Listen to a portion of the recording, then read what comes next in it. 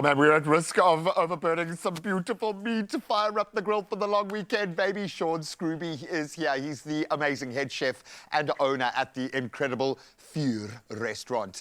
It is a place where you will find your spiritual animal if you're into braaiing, but we've brought the braai into the studio for some inspiration for the long weekend, and we are whipping up something beautiful. If you like surf and turf, we're going to turn it on its head. We're going to put it in a giant taco, and we're going to grip it, and we're going to rip it. Shaun can enter the fray because I need you, man. I think one of us needs to turn these skewers, dude. Well, thanks. Let's quickly turn this around. And, you know, we always have to do this for television, preheat it a little bit. But, you know, let's turn this around.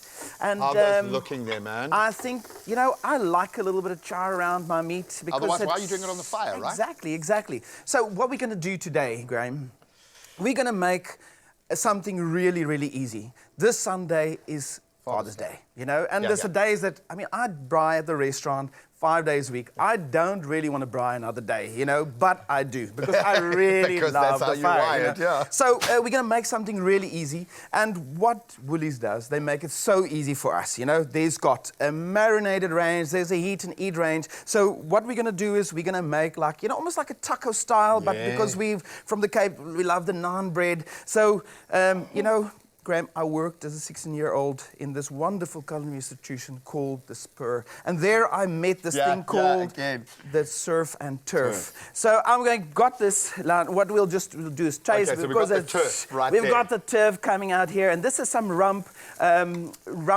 sasatis or kebabs, you know. It's already marinated, so it's nice and flavorful. So we are going to, of course, add to that some prawns. Let's trade places. I'm going to give you that one. So I've got in a pan here a little bit of oil, but I'm going to add in some garlic butter. Now it's already, you don't have to chop the garlic, not the herbs, everything.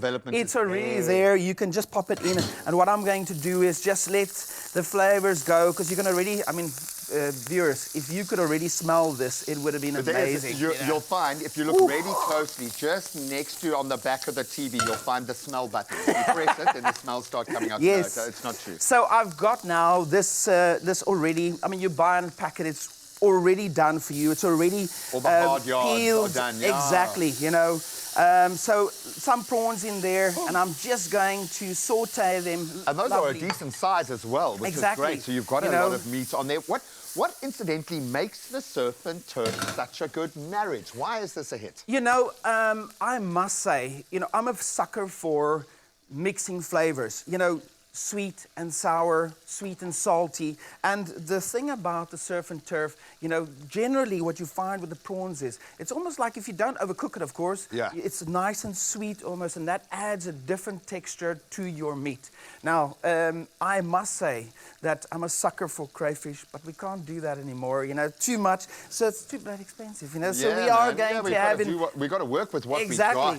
So we've got this prawn. Was that the most first world problem anyone's ever had? Oh, we're going to have to deal with the prawns because we can't do the crayfish. Exactly. So I've got my, you can see them, they're nice and just a little bit of color in because I don't want to overcook them too much. So I'm going to let them rest there. I'm putting off my heat. They're bathing, if you will. Exactly. Now we've got this heat and eat range, you know, like, as I said, like they really make it easy for us. I will often order in a curry when I'm too lazy to make it, but then I'll still go and buy my naan, my heat and eat. Yes. There's something about the freshness of doing it in your own kitchen, and they've nailed the flavor profile. Exactly. You get the you know, the chia butters with the garlic bread, like garlic butter and everything. So I'm just going to pop them on there. You don't want them to be too long on there because otherwise they get too hard. So I'm going to just heat them up, give them a little bit of that flavor, that smokiness, and of course, there's nothing wrong with that marinade that's sticking to your fry. You've got gold there. Add it to the extra flavor. Now, I'm just heating it up slightly, and then what we'll do is we'll get over to plating, because we've got our naan, we've got our kebab, we've got our prawns, and we're going to all put it together now. So, I'm not going to plate it on a plate because...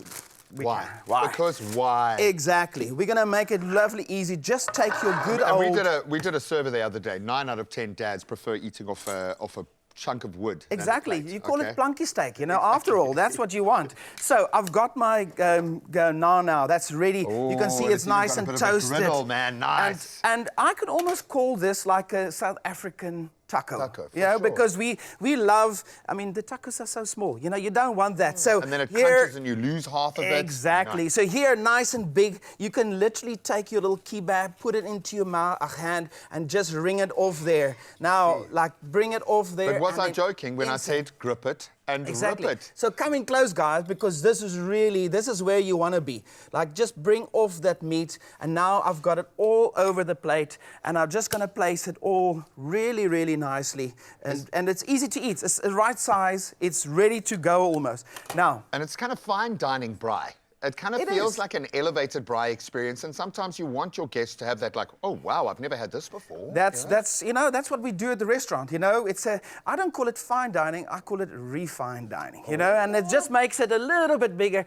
So I'm gonna just look here. I'm very hungry this morning. So let's just add. We're making you work, so you worked up an appetite. Okay. Now I'm going to take some of this, bring this over here. And I'm just going to take some of some of the little prawns, and I'm going to put it on in between.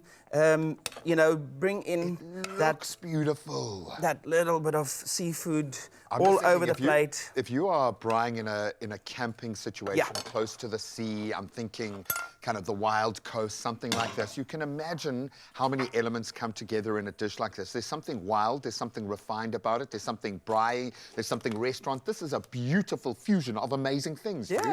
Wow. Now, what we do is we've got some, we've got some saltiness there. The barbecue, there's almost like sweetness of the barbecue. Now, what it misses is a little bit of acidity. And you get this lovely pickled red onions, because I'm a sucker for red onions. I'm going to just take it out of the plate in there, and then put all that, because we're going to plate this over with the onions itself. Now, just to offset, because it is quite rich, so this kind of cuts through that. Okay. Exactly. And you know what? There's nothing wrong with this lovely color, putting it all over the plate, you know? We're going to just move that in there, and then I love a bit of creaminess, so we've got, some roasted garlic.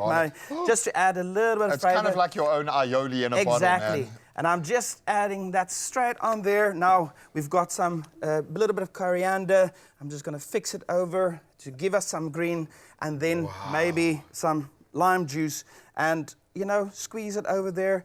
A little bit of salt to finish up. And, of course, this is why.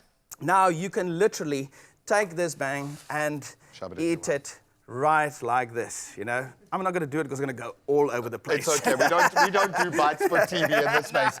Buddy, you are a genius. The way this came together so beautifully, so effortlessly. Don't overcook your prawns. Exactly. Honor the beautiful ingredients that you have, and find these braai staples at Woolies right now. Push the boat out a little bit. Have a little bit of fun with your dad. And yes, if he wants to braai on Father's Day, let him, okay? Just let him. Oh, you're a legend, dude. Thanks, man. Hey?